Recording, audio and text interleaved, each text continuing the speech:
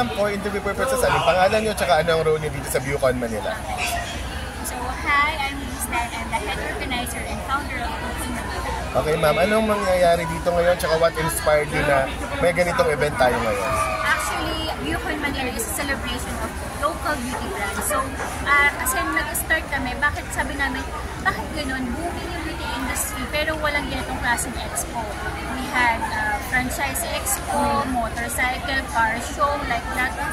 Beauty brands wala. Pero booming tayo. Actually, yung cosmetics and wellness industry ang #1 category ngayon in terms of yung booming sa ating Pilipinas. So, sabi nga nung ibang countries, basta beauty expo, laging Pilipino daw ang #1 na bisita nila. So, sabi ko, why not?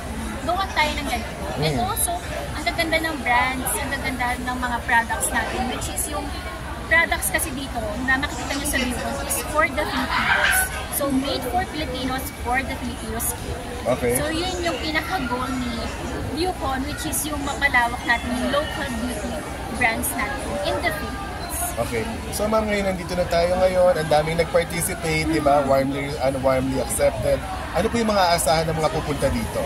So, asahan nyo na marami pasabog and also the influencers, also Miss Marian Rodriguez Padilla will be here also later, and Miss Ana Magkawas. Also, andyan ang mga brands ni Dimples Romana, and also the influencers, TikTok stars, anything. Also, TikTok shop. Talagang sinuport nila tayo kasi nakikita nila na talagang booming ang beauty industry ng Pilipinas. Okay. Ma'am, pa sa palagay niyo, ma'am, no? Ang mga Pilipino talagang sinusuportahan yung ganitong mga produkto? Yes, actually, sabi nga nila ng mga CEOs, lumakas daw ang mga beauty brands ng pandemic. Kasi wala daw ginawa ang tao kundi magpaganda. Okay. So, talaga nag-rejuvenating set kasi hindi lumalabas yung mga tao. So, nagkaroon sila ng time para magpaganda. And after that, yun, nakikita nyo nga, there's the word na nga nabuo like CEOs, imbes na brand owners, naging CEOs na ang mga tao sa kanila. So, pag tinanong mo yung tao, sino CEO ng brand na yan? Pag tinanong sinabing CEO, automatic yan, skincare brand yan. Naging ganun yung tag sa kanila. Pero nonetheless, very genuine na mga yan. Actually, tumutulong sila sa tao kasi some of them have distributors, diba? Hindi nila sinusolo yung pera nila. Talagang tumutulong sila para magkaroon ng lalo na online sellers talaga. Ma'am, all in all, yung feeling mo dito?